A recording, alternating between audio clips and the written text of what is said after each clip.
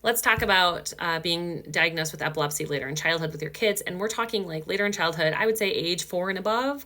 There's really no clinical definition of what later in childhood means. But we have a lot of kids that will have neonatal seizures and then, have those pretty well controlled, but also have different types of epilepsy in the first 2 years. And that's one cohort in our community. And then this cohort is really kids that either have or did not have neonatal seizures that go on to develop epilepsy in childhood, most often at the sleep-wake cycle. It's important to note that there is no clinical definition of later in childhood. So for our purposes here, like I said, we're talking about ages 4 and up. And there also are key points where we know that onset is more likely. It's more likely to happen during big neurodevelopmental periods of growth because the brain then starts being real active around those areas of scarring or damage that may or may not have been seen on an MRI. And a lot of times this impact happens again at the sleep-wake cycle. And there's research that shows that there's an impacted genetic pathway called the KCC2 that can be associated with this. That's a part of the research that we're working on with Dr. Shilpa Kadam, who received a very nice Cure Epilepsy grant and is working with us in our community to develop a targeted therapeutics for both phenobarb-resistant HIE seizures and for the sleep-wake epilepsy that happens with many of our kids. So what are the things that you need to know if your child does have epilepsy onset that's, unexpected? It's been a while since you've been cleared by neurology. You're trucking along, your kid's in school, and you now find yourself with a kid that has had this traumatic epilepsy onset, because typically families find their kids seizing, or it's again right after they fall asleep, right in the morning, or when they're really, really tired, and have these seizures. Most families are wondering, how are we going to sleep again? And looking at the impact this has on siblings and the whole family dynamic, and a lot of things change, childcare, and all the things that this new plot twist brings to you. So let's first talk about things you want to ask to your neurologist. Rescue medication. So because most of these seizures can be pretty intense and can generalize, you want to ask about rescue medications. And there are several options out there for older kids now that are after age 2. There are nasal administered rescue meds, and those are ones that are the same medication typically that's available in the rectal and just as effective. There's 2 out there right now. There's Valtoco, which is a diazepam, which is for kids ages 2 and older. And then there's my Naxylem, which is a midazolam. And that is what the nasal rescue looks like. These are easy to administer. They cross the blood-brain barrier. You don't have to be actively breathing to have them be effective. Which takes some people by, off guard as well. Sometimes when their kids are seizing, like their breathing can seem depressed or is depressed, and they might turn blue, which is a normal part of the process, which is terrifying to witness. But these rescue meds are very effective, and especially kids with that sleep-wake cycle, sometimes they tend to cluster. So these will stop the clusters.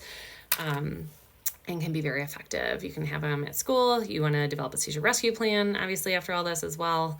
But in the immediate, you don't need to worry about that. These are the things to ask about first, because especially if you happen to be traveling, if you happen to be, we've had families whose kids have seized on airplanes and have seized in the car and has seized in a hotel room, and you're like, what do I do now? You should be able to ask for a prescription from the emergency room in the hospital that your child is at to hopefully give you a rescue med to take with you on the rest of your journey. The next thing I want to talk about are seizure alert devices. This comes especially with saying, how can I ever sleep again?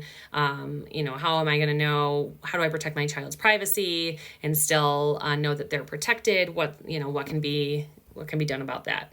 There's two organizations we want to talk about. The Danny Did Foundation and the Chelsea Hutchinson Foundation both provide resources and actual funding for devices for families.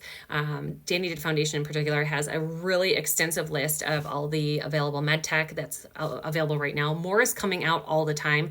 So we go to the American Epilepsy Society conference every year, and the vendors that are there, there's just a ton of epilepsy detection devices that are being in development, and they're getting better and better with the science and data and technology that we have right now, which is really awesome.